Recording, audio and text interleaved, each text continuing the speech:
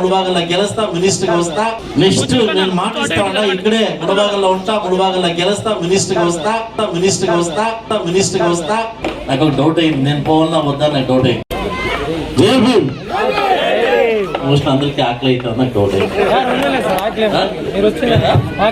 నాకైతే అయితే జై భీమ్. ఇట్లా అవకాశం ఇచ్చిన దొడ్డుపల్లి గ్రామస్తులకి విశేషమైన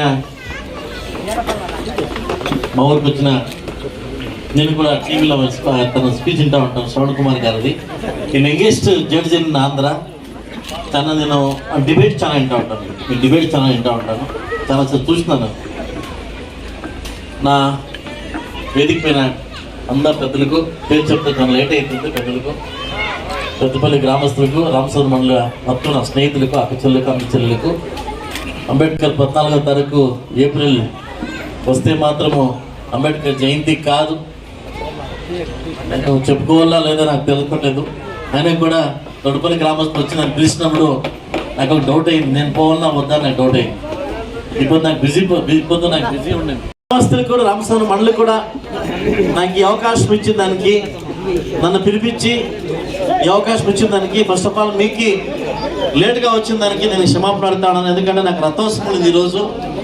సో అందువల్ల మీకు ఏమేమి కష్టం ఉన్నా కూడా పక్కన నేను ఎమ్మెల్యేగా ఉండా, చాలా మంది వస్తూ ఉంటారు. మీకు ఏమేమి కష్టం ఉన్నా కూడా దయచేసి నా దగ్గర రాండా, నా చేతి మీద హెల్ప్ నేను చేస్తాను. ఎందుకంటే నేను శ్రవణ్ కుమార్ స్పీచ్ నేను కూడా ఐఎమ్ వెయిటింగ్. సో తన స్పీచ్ కూడా నేను ఆయన 2-3 స్పీచ్ నేను చూస్తా అంటే బూమ్స్ వేస్తాను స్పీచ్లో. సో నేను కూడా వెయిటింగ్. సో చాలా దూరం ఇంకా వచ్చిన ఈ అభిమాని అంటే మన శ్రవణ్ కుమార్ గారికి చాలా కిలోమీటర్ ఇంకా వచ్చిన పాపం. నేను కలులాడ కాలేదు, ఈ రోజే కలుస్తాను. దయచేసి అంతా రామసముద్ర మండలంలో ఏమో దొడ్డుపల్లి గ్రామస్తులకు నమస్కరిస్తూ నేను ఎప్పుడు మీ పక్కన ఉంటా. నెక్స్ట్ నేను మాట ఇస్తా ఉంటా, ఇక్కడే ముడిభాగంలో ఉంటా, ముడిభాగంలో గెలుస్తా, మినిస్టర్ గా వస్తా.